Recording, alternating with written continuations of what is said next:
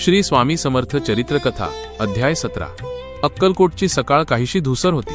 आकाशात हलके ढग होते, जणू काही पाऊस यायच्या तयारीत। स्वामी चबुतऱ्यावर ध्यानमग्न बसले होते। त्यांच्या भोवती शांतता होती, जणू वेळही थांबून गेला होता। अचानक दूरवरून धावण्याचा आवाज आला।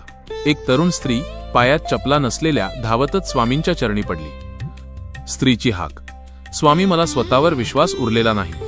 तिचा श्वास जोरात चालू होता, डोळे अश्रूंनी भरलेले। ती म्हणाली, स्वामी, घरात, समाजात, प्रत्येक ठिकाणी मला कमी लेखलं जातं। तू काहीच करू शकत नाहीस असं सतत ऐकते।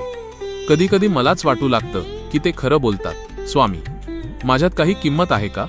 स्वामींनी हळूवार डोळे उघडले।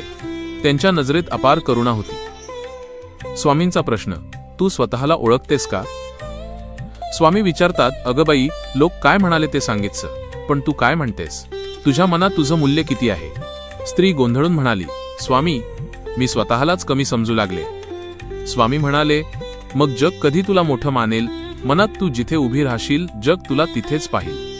स्त्री आश्चर्याने स्वामींकडे पाहत राहिली। स्वामींची शिकवण किंमत बाहेर नाही, आत असते। स्वामींनी अंगणातील एक लहान दगड उचलला।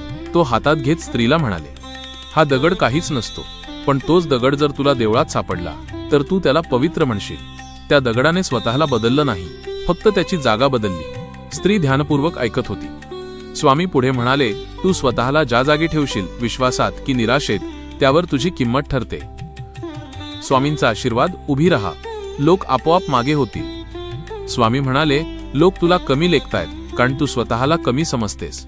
आजपासून एक गोष्ट ठरव, स्वतःला कधीही कमी समजू नको। स्त्रीचे अश्रू वाहत होते, पण आता ते दुःखाचे नव्हते, ते जागृतीचे होते। ती म्हणाली, स्वामी, आज पहिल्यांदा मला वाटतंय की माझ्यातही काही ताकद आहे। स्वामी स्मित करून म्हणाले, ताकद सगळ्यांत असते, ती जागवणं हेच अध्यात्म आहे। श्री स्वामी समर्थ।